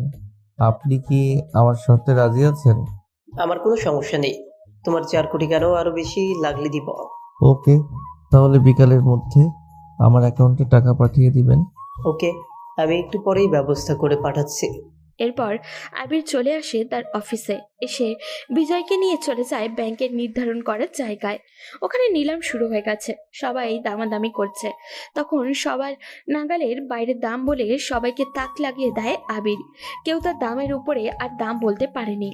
এরপর আবির অর্ধেক টাকা ক্যাশ দিয়ে পেপারগুলো সাইন করে নিয়ে আসে। সাইন করার সময় তার হাত কাঁপছিল। এই সেই সম্পদ যার জন্য তাকে দিনের পর দিন কান্না করতে হয়েছে, তাকে মিথ্যা চুরির অপবাদ নিয়ে দিনের পর দিন ঘুরে বেড়াতে হয়েছে। আবির সকল কাজ রেডি করে বাসা যায়। তখন ড্রয়িং রুমে সবাই বসেছিল। আবির গিয়ে হাতের ফাইলটা আরিশার হাতে দেয়। আরিশা ফাইল খুলে চিৎকার করে কান্না করে ওঠে। আরিশা পড়ে যেতে নিলে আবির বোনকে জড়িয়ে ধরে। আরিশা বেশ কিছুক্ষণ পর নিজেকে স্বাভাবিক করে বলে, ভাই, এটা কি করে সম্ভব? বলেছিলাম না যে সম্পত্তির জন্য আমাদেরকে মিথ্যা চুরির অপবাদ দেওয়া হয়েছে। সেই সম্পদ তোর পায়ে এনে ফেলবো। কিন্তু তুই এত টাকা কোথায় পেলি? সব আমার কষ্ট করে ইনকামের টাকা। গত কয়েক মাস থেকে আমাদের সব আয় আমি জমা করেছি, সাথে কয়েক জায়গা থেকে ঋণ এনেছি তোকে সারপ্রাইজ দেওয়ার জন্য। রিয়াও আবিরের এমন সাফল্য দেখে অনেক খুশি। পুরো বাড়ি উৎসবে শুরু হয়ে গেছে। ওদিকে কান্নার রোল পড়েছে আরোহীদের বাসায়। একদিকে যেমন সবকিছু হারিয়ে তারা পথের ফকির, অন্যদিকে আরোহীকে এমন একটা জঘন্য ছেলের বিয়ে দেওয়ার জন্য তার বাবা উঠে পড়ে লেগেছে। আরোহী রাজি না, কিন্তু তার বাবা যে করেই হোক রিফাতের সাথে তার বিয়ে দিবে। পরদিন সকাল হতেই আবির আরিশা আর বিজয়কে নিয়ে তাদের বাসায় যায়। বাড়িতে যখন ঢুকছিল পুরনো কষ্টগুলো চোখে মুখে ভেসে উঠছিল। আবির চোখ লাল করে দরজায় নক করে। দরজা খুলে আবিরকে দেখে কিছুটা অবাক হন রাকিব চৌধুরী। রাস্তায় বসে গেলেও তার তেজ এখনো আগের মতনই আছে। কিরে, তোরা এখানে কি মনে করে ভিক্ষা চাইতে এসেছিস নাকি? আর তোদের যা অবস্থা, ভিক্ষা করা ছাড়া আর কি করবি? এক কাজ করলেও তো পারিস। তোর বোনকে যদি পুরো কথাটা শেষ করার আগে আবির লাথি দিয়ে ফেলে দেয় রাকিব চৌধুরীকে। চিৎকার করে বলে, কি বললি জানোয়ার? আমার বোনকে কি করব? তখন বিজয় এসে রাকিব চৌধুরীর মুখের উপরে কাগজগুলো ছুঁড়ে দিয়ে বলে, এই ফকিরের বাচ্চা, তুই বুঝতে পারছিস তুই কার সাথে কথা বলছিস? এ আর সুইট ইন্ডাস্ট্রির মালিকের সাথে। তিনি এই বাড়ি আর তোর সকল সম্পত্তি নিলামে ব্যাংকের কাছ থেকে কিনে নিয়েছেন। কথাটা শুনে মাথায় যেন বাজ পড়লো রাকিব চৌধুরী আর তার স্ত্রী। এটা কি করে সম্ভব? আবির কিভাবে এত বড় একটা কোম্পানির মালিক হলো? তখন আবির রেগে গিয়ে বলল, আর এক মুহূর্ত এই বাড়িতে থাকতে পারবি না তোরা। এই মুহূর্তে বাড়ি থেকে বের হয়ে যা, না হলে ঘাড় ধাক্কা দিয়ে বের করে দিব। তখন তাড়াতাড়ি করে আবিরের চাচি এসে তার পায়ে ধরে বলে, আমরা ভুল করেছি বাবা, তোমাদের সাথে অনেক অন্যায় করেছি, প্লিজ তুমি আমাদের ক্ষমা করে দাও। ক্ষমা? তাও আবার তোদেরকে? হা হা হা। আবির চৌধুরীর ডিকশনারিতে ক্ষমা বলতে কোনো শব্দ নেই। এখন আমার পুরো শরীরে একটাই আগুন জ্বলছে, আর সেটা তোদের কাছ থেকে প্রতিশোধের আগুন। আবিরের চাচি তখন আরিশার পায়ে পড়ে যায়। আরিশার কিছুটা মায়া হয় তাদের এই অবস্থা দেখে। আরিশা আবিরের কাছে এসে বলে, ভাই, ওরা ওদের ভুল বুঝতে পেরেছে। ওদেরকে 1 সপ্তাহ সময় দে, যাতে অন্য কোথাও থাকার জায়গা ঠিক করে সেখানে যেতে পারে। আপু, তুই কি বলছিস বুঝতে পারছিস? এই জঘন্য মানুষগুলোকে সময় দিবি? ওরা কি আমাদের সময় দিয়েছিল? ওরা দেয়নি বলে আমরাও যদি না দেই, তাহলে ওদের আর আমাদের মধ্যে পার্থক্য কি রইল? আমার জন্য হলে ওদেরকে 1 সপ্তাহ সময় দে ভাই। আবির তখন তাদের 1 সপ্তাহ সময় দেয় বাড়ি থেকে বের হওয়ার জন্য। এরপর আরিশা আর বিজয়কে নিয়ে বেরিয়ে আসে। পরদিন আবির আবারও রিয়ার বিয়ে। সবাই ব্যস্ত হয়ে পড়ে ওদের বিয়ে নিয়ে। ওদিকে আরোহীর বাবা আরোহীকে মেরে বিয়ের পোশাক পরায় রিফাতের সাথে বিয়ে দেওয়ার জন্য। বাবা, আমি এই বিয়ে কিছুতেই করব না। এরকম জঘন্য একটা মানুষের সাথে তুমি কেন আমার বিয়ে দিতে চাইছো? টাকার জন্য। আমার টাকার দরকার। তোর সাথে বিয়ে না হলে আরিফ আমাকে টাকা দিবে না। তাই তাড়াতাড়ি রেডি হয়ে নে, 1 ঘন্টার পর ওরা চলে আসবে। বলে আরোহীর বাবা বেরিয়ে যায়। আরোহী কান্না করতে থাকে। আরোহী জানালা দিয়ে দড়ি বেয়ে পালাচ্ছিল। পিছন পিছন বন্দুক হাতে নিয়ে তার বাবা আর আরিফ সাহেব ছুটছিলেন। আরোহী দৌড়ে রিয়ার বাসায় আসে। সেখানে রিয়া আর আবিরের বিয়ে হচ্ছিল। আরোহী এটা দেখে চিৎকার করে বলে, আবির, তুই এটা করতে পারিস না। তুই আমাকে ছাড়া কাউকেই বিয়ে করতে পারিস না। পিছন পিছন আরোহীর বাবা আর আরিফ সাহেব এসে যায়। আরোহীকে ধরে টেনে নিয়ে যাচ্ছিল তারা। তখন আবির এসে আরোহীকে ধরতে গেলে আবিরের দিকে গুলি ছোড়েন আরিফ সাহেব। কিন্তু আবির ঠায় দাঁড়িয়ে আছে, কারণ গুলি আবিরের গা স্পর্শ করতে পারেনি। আরোহী সামনে এসে গেছে। আরোহীর পুরো বুক রক্তে ভেসে যাচ্ছিল। আবির চিৎকার করে কান্না করে ওঠে। আরোহীকে জড়িয়ে ধরে বলে, আরোহী, তোর কিছু হতে পারে না। এটা তুই কি করলি? রিয়ার বাবা ততক্ষণে পুলিশকে কল করে ফেলেছেন। আরোহী ইশারায় রিয়াকে কাছে ডাকে। রিয়া নিজে স্তব্ধ হয়ে যায় এসব দেখে। আরোহীর রক্তাক্ত অবস্থায় রিয়া আর আবিরের হাত এক করে বলে, রিয়া, তুমি ওকে কখনো কষ্ট দিও না। ওকে আমার অভাব কোনোদিনও বুঝতে দিও না। তোমার মধ্যে যেন ও আমাকে খুঁজে পায়। আমি কিন্তু ওপর থেকে সব সময় নজর রাখবো ওর উপর। তোমরা অনেক সুখী হও বোন। বলেই আরোহী আবিরের বুকে শেষ নিঃশ্বাস ত্যাগ করে। আবির চিৎকার করে আরোহীকে জড়িয়ে ধরে। পুলিশ এসে আরোহীর বাবা আর আরিফ সাহেবকে ধরে নিয়ে যায়। আবির নীরব নিস্তব্ধ হয়ে গেছে। কি বলবে সে? তার শরীর ঠান্ডা হয়ে আসছে। এরপর আবির নিজ হাতে নিজের ভালোবাসার দাফন করে আসে। এরপর আরিশা অনেক জোর করে রিয়ার সাথে আবিরের বিয়ে দেয়। আবির হয়তো রিয়ার সাথে সংসার করবে, কিন্তু কখনোই ভুলতে পারবে না তার ভালোবাসার আরোহীকে। কেননা সত্যিকারের ভালোবাসা কখনো ভোলা যায় না। বেঁচে থাকুক সকল সত্যিকারের ভালোবাসা।